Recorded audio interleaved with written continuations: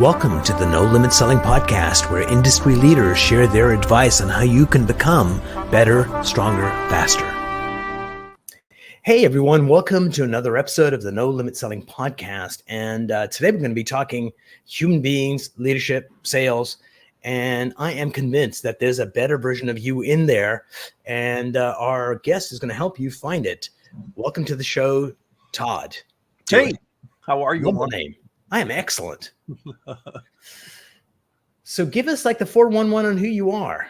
It's funny. I love how you already started this. So I'm excited. You said you want to help people realize that there's more that is possible. It's kind of one of my catchphrases. I've been using it for years because as a scientist and a practitioner, I believe it. Now, the answer to your question is simple. I'm on career 3.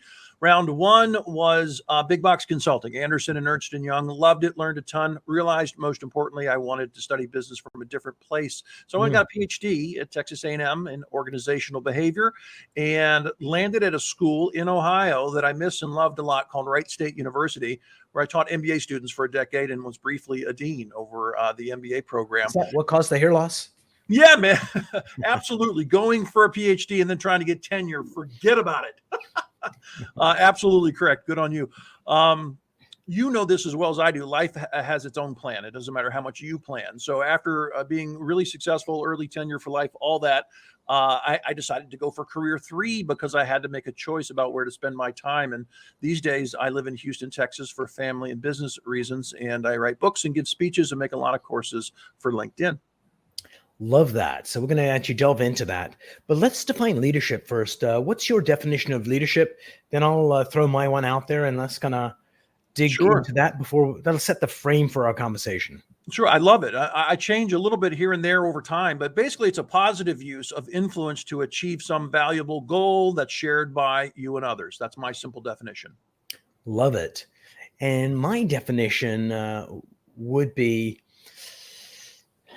leadership is about 2 things. One is influence, and 2, the level of trust you as a leader have to the vision that you're trying to build, as well as the trust in the people that you lead. Because oftentimes the people that you lead don't trust in themselves as enough, and they can leverage your trust in them and go on that journey. So it's like a 2-for. You need a compelling vision that people want to follow, and then you become that quote unquote backbone that lets them play. And oftentimes when you play, you realize you're more stronger and more powerful than you ever thought possible.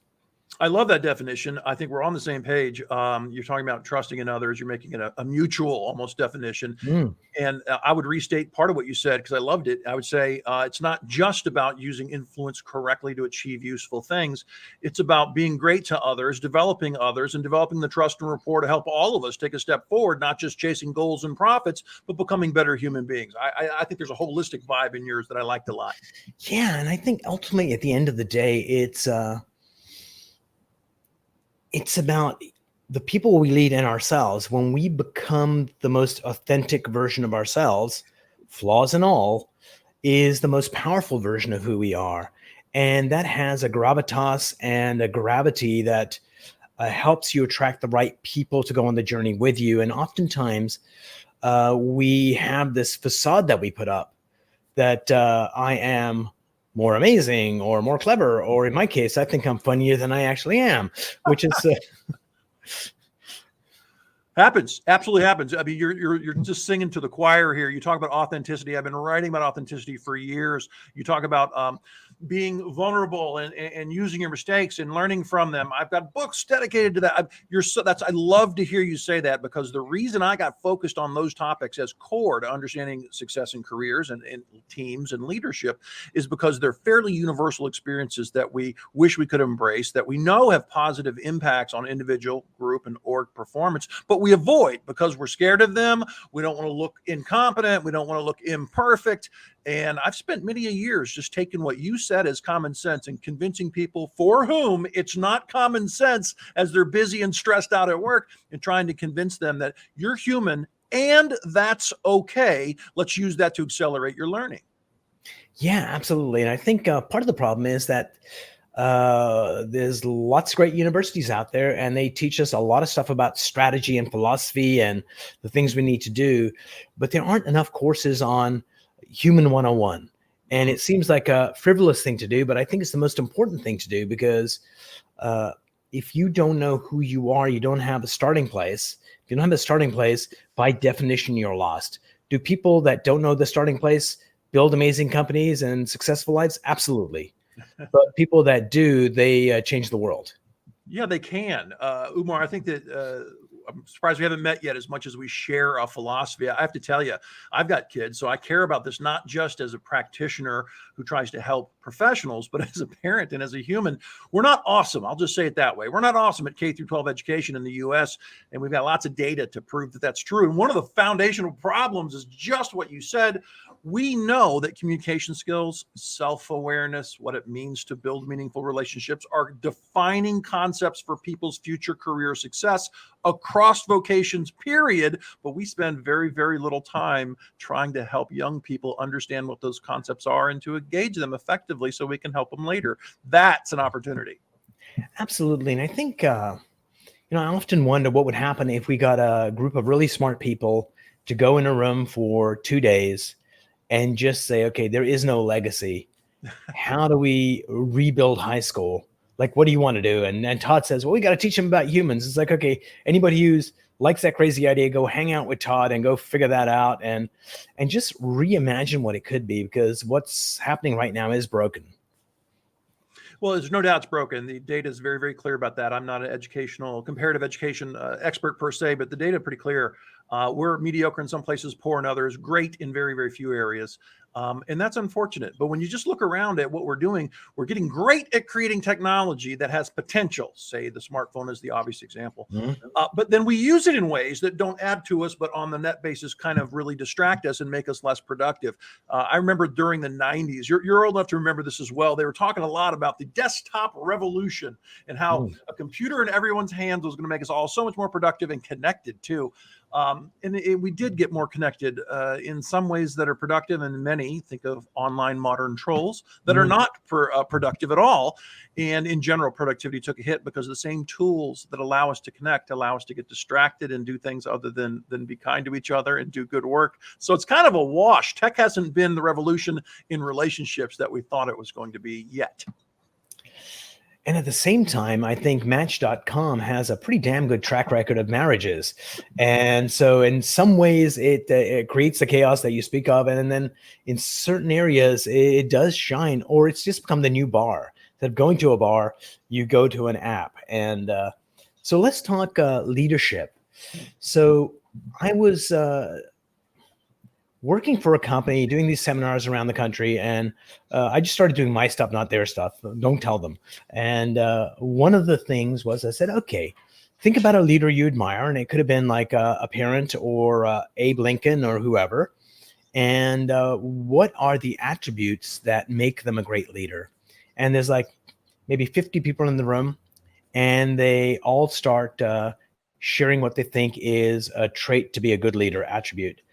And we get this wall full of attributes of leadership. And then I go, okay, I want you to go up to that wall and pick the number one most important trait. Might not be yours, might be somebody else's, and put 5 check marks next to it. And the next most important 4, 3, 2, and 1. So basically pick your top 5.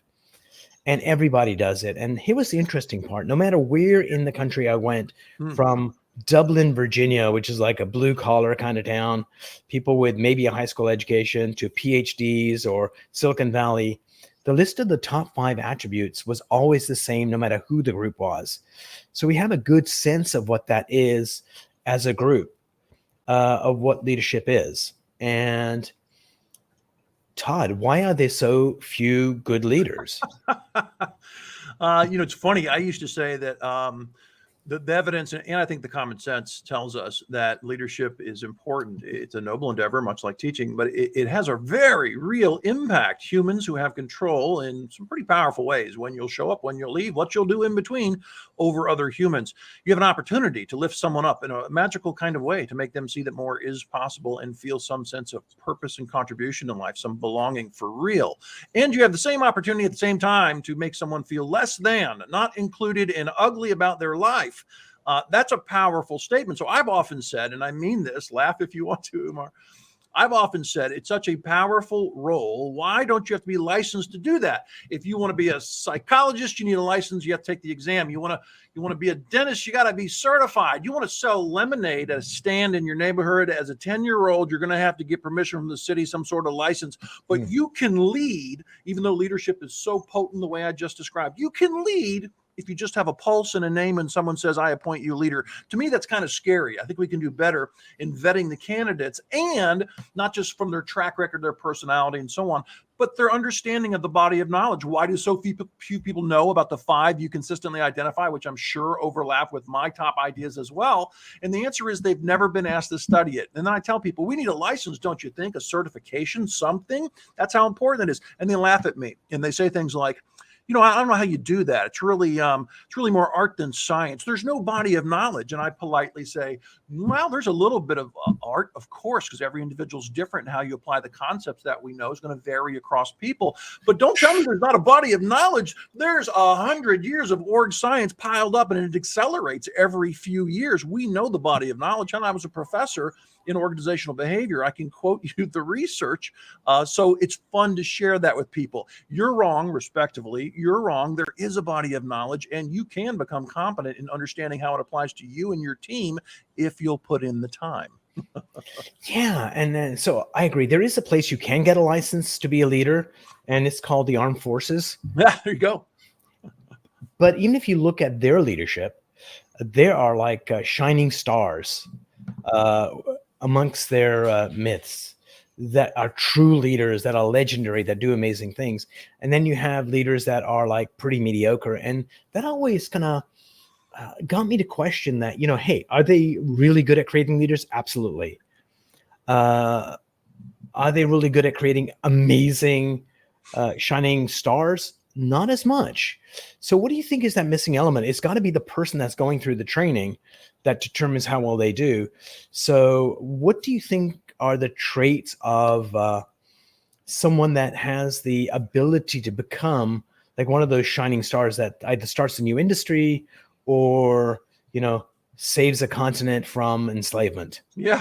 Wow. Big one. I like that setup. So, we're in a big time transition. I like the example of the military. I used to live in Dayton, Ohio for a while and did some work with people on different areas of the military on Wright-Patt Air Force Base, and had this conversation a few times. It's interesting, the military, very unique example. It sometimes, I think, bleeds over and generalizes to industry, sometimes does not, because of their unique set of goals that they face. Having said that, what is it that really defines a great leader now? And I'll go back to that word transition. It used to be simple. Someone that understands the processes around us at work, understands the product and service, the needs of the customer, someone who understands how to give clarity and expectations to employees and the resources they need to get their work done. That's a simple view, a useful view. It's still an important view for sure, but we're transitioning into something slightly larger. To your point, what is it about the person and their view and their behaviors that makes them successful today in more emergent, innovative, successful companies? And that is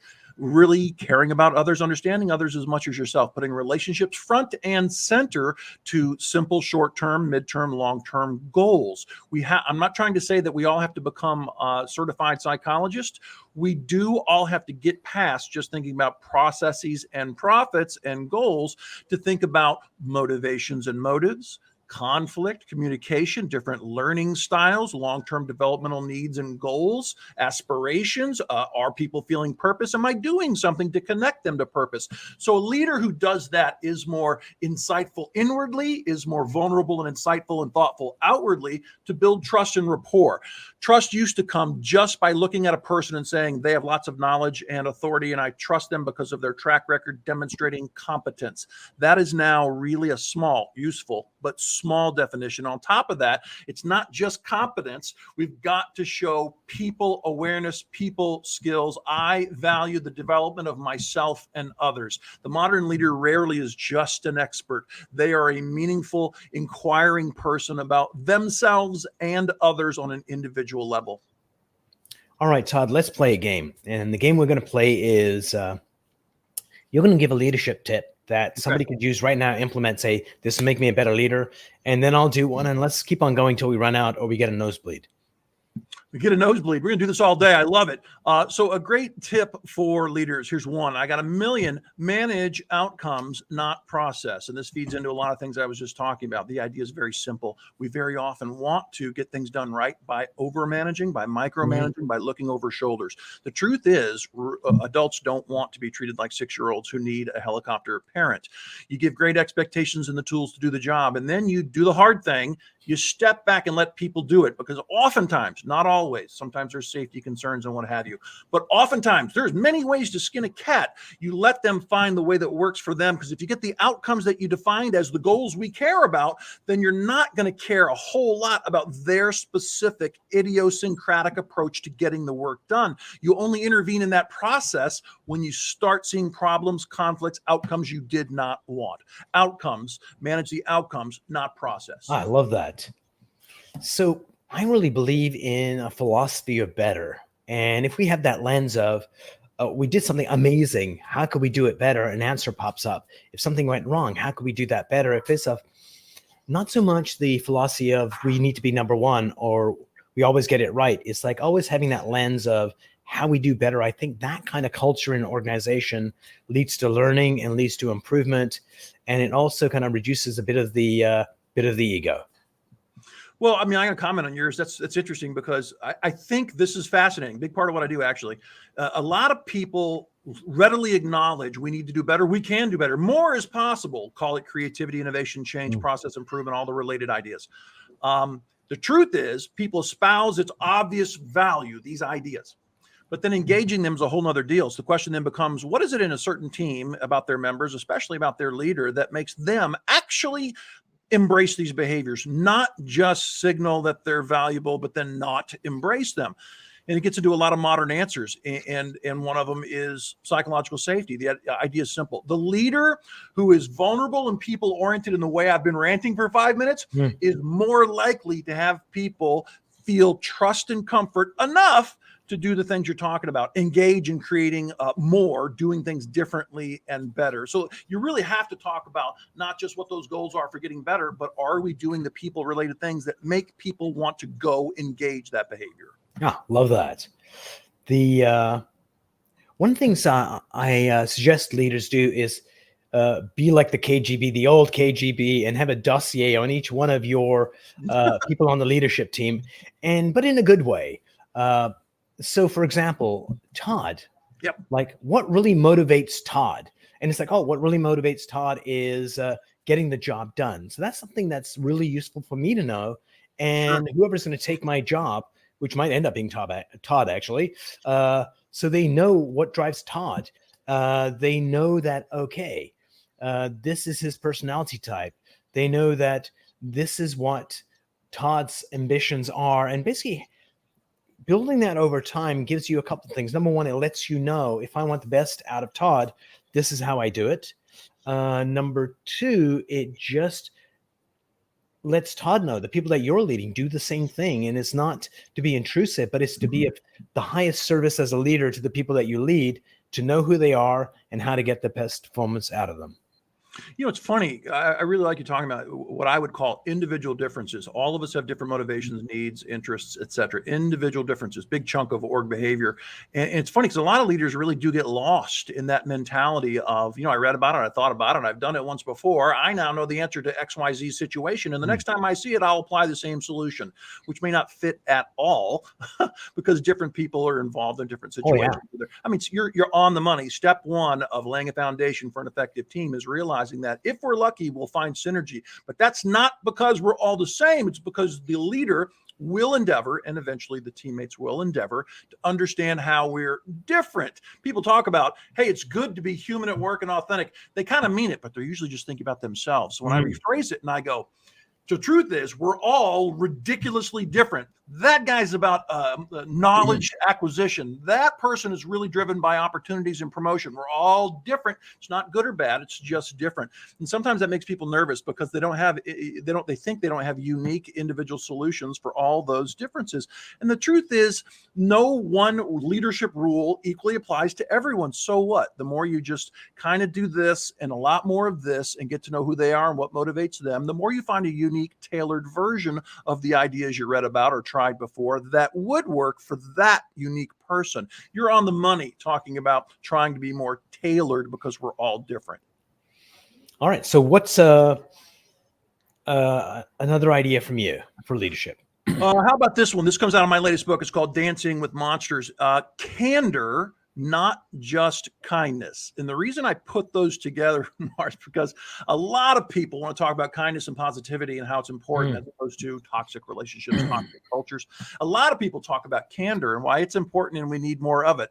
But they're usually, my opinion, incomplete conversations or statements. What you need is to put them together, because candor is not always valued. Candor is just about being straight to the point, not really going into innuendo or beating around the bush, saying what needs to be said, even if it's sometimes difficult. We know it's a defining characteristic of high-performing teams, by the way, but people resist it. They almost feel weird. It varies by culture. The truth is, if you have a culture at work that's not defined by some meaningful positivity and supportiveness, candor sounds a lot like conflict and unacceptable, difficult feedback, and it ruffles feathers and makes people weird. But in a team defined by, let's call it, good or even great amounts of general supportiveness and positivity, that is the condition that allows candor to be feedback. You know what? I should consider because I value that person and I'm actually going to listen to that. So candor works, but only under certain conditions when a team is ready for it. Absolutely, because a lot of people use candor as a weapon. And so if you've got that team and you've got that level of trust, and it's incumbent, if you and I are on a team, that Todd, you owe it to the team and you owe it to me that when you see something, you need to bring it to my attention. And sometimes you're going to be spot on. And it's like, oh, yeah, it is a problem, Todd. Let's solve it. And sometimes you're going to be wrong, in which case I go, the reason we do it this way is that. Yeah. But if those issues aren't addressed, that becomes the cancer that undermines the team. So yeah, candor and having an environment where it's welcome is really, really important. One of the things that armed forces use is if they've got a room full of leaders in a room and it's time to give an idea how to solve this problem, they start at the lowest rank first and work their way up. And sometimes, because if the senior person goes first, then everyone goes, well, we don't want to piss Todd off. He's the boss. Todd, that's a brilliant idea. So I like that for two reasons. Number one, you get more ideas added to the equation. And number two, when let's say a junior officer's idea isn't quite well thought out, that when feedback's given on it, it's a learning opportunity for them to become better leaders as well. And it goes back to that candor thing again. As long as there's a relationship in the team that it's all about the team and getting better results, that don't take it personally because it's not intended that way. And so back to you, Todd. Get that culture ready to accept that. Absolutely, positively. I'm listening to you and thinking of so many ideas that I know we won't have time to fit in. But one really does rush to the front. It's an idea from the book as well called Collaborate, Don't Dictate. The idea is that just because you have authority does not mean you should use it. And that really sounds strange to a lot of leaders, especially younger leaders. I don't know exactly how that would go over in a military context. To be honest with you, I'd be interested to hear your thoughts. But the idea is simple. Everyone wants to be a partner, not an employee who just takes dictated orders from above. They want to be collaborating and have a voice in creating that which impacts us at work. They don't want to just be told what to do. That sounds so obvious, but the reason it's in the book and that we're talking about it right now is because it eludes people every day when we get too darn busy, don't know how to collaborate effectively, don't think we have time to collaborate. And so we fall back on authority. You guys go do this. I'm going to do this. That is not a wrong thing to do. But if it's all you ever do, you'll be sacrificing trust and rapport and comfort for sure. So Todd, what's the name of your book? The one we're talking about now? Dancing with Monsters. Plug. There it is. Dancing with Monsters. I love it. Why is there a picture of me on it? Am I the monster? So he's going on record saying he's a vampire. That's Joe Vampire, the protagonist in the book. Oh, love it. So we were talking about basically leadership and what are some really good tools to use. And so one of the things to use, which is an old one that people use, is when something goes wrong, they do an autopsy to figure out what went wrong. But not enough companies do an autopsy on when things go well. Because sometimes there's lessons to be learned there. It's like, oh, wait a minute. You changed the presentation just slightly and we got to a yes a month sooner than we normally do. Let's examine that. So I think that that constant looking to do better. And a good way is autopsies for failed situations, and almost more importantly, on situations that we win. I like that a lot. Big fan of that idea for years, for sure. I'm going to expand it just a little bit and say I often refer to pre-mortems and post-mortems. The post-mortem is exactly what you just described very well. The idea is we're done. What went well? What didn't? What can we learn from that that'll actually help us be a little better next time? I love that idea. It's, again, so basic and useful and not in practice as much as it probably should be. And then a good friend maybe 20 years ago said, it's not just post. Why don't you do a pre-mortem? I said, what do you mean? He goes, well, just have the team sit down and think through what you're proposing to do now that you have your basic plan in place, and say to yourself, where are the top 3, to pick a number, likely places we run into challenges or get derailed completely? And if those unpleasant things were to happen to threaten our plan, what would the contingency be? What would we do about it? Hey, can we go put something in place before we even launch the project that really mitigates the likelihood of those possible bad things going wrong? You probably got another name for it, but I love that concept of I love that too. And it kind of it allows people, if they choose to say, okay, here are the 3 things that can go wrong. Way 1 that could go wrong. What would be the precursors of that happening? What could be signs that we could see a week or 2 before that happens? And sometimes when you're looking for those signs, it just makes us a better team, a better company. And adding to your way, this would be my last one, is I think one of the most important things we have the ability to do, what we have control of, is, drum roll please, intent. What is my intent in this initiative? Or what's my intent in this customer interaction today? And oftentimes we don't spend enough time just going, oh, my intent is to strengthen the relationship and to move this deal forward. Had I not thought about it, my only thought would have been, is how do we move the deal forward? And it might have been at the sacrifice of the relationship, maybe not. But setting your intent, people can feel it, even though you haven't articulated it. So I think intent is critical in leadership and in life.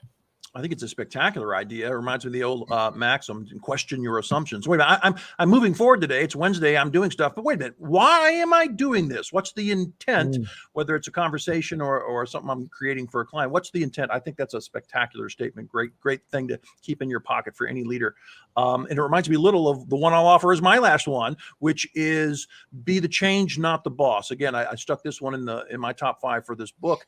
And the idea, again, quite simple, but we often forget about it in practice.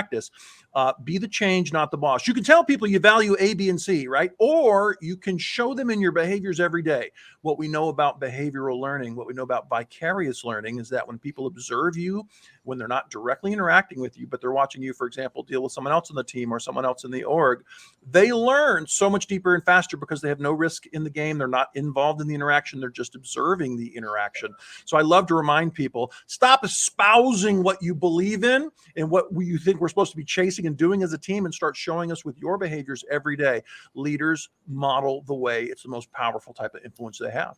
Love it. And it kind of reminds me of, if you're in a relationship with someone and you want your wife to be more caring, care more. Wow. Mic drop. We're done. So Todd, before we part companies, what's a book you'd recommend people read other than your own? Because I'm going to recommend your own book. Well, I give you a classic for the heck of it. One that I was forced to read by an ops professor as an undergrad student, and I was mad that he made me read a book over a weekend. I ended up reading it 2 or 3 times over the years. It's called The Goal by Eli Goldratt. It's a wonderful book with a fictional narrative about a person and some things he learns in his professional life, and it will help the reader start thinking more logically in a professional way about who they're interacting with and what that implies at work. It's called The Goal by Eli Goldratt. Ah, love it. Todd, what's the question I should have asked you that I did not? How does someone so bald and full of tats find all the success that I found? And I would tell anyone listening, that's easy. You can look a little weird, and that's okay, because if you figured out how to help people and add value, no one cares what you look like. Love that. Todd, last but not least, how can people get a hold of you?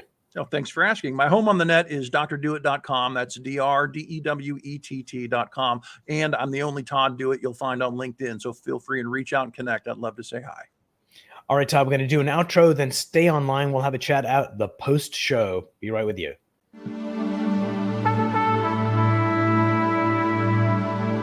If you enjoyed this episode, please go to iTunes and leave a 5-star rating. And if you're looking for more tools, go to my website at nolimitselling.com. I've got a free mind training course there that's going to teach you some insights from the world of neuro-linguistic programming, and that is the fastest way to get better results.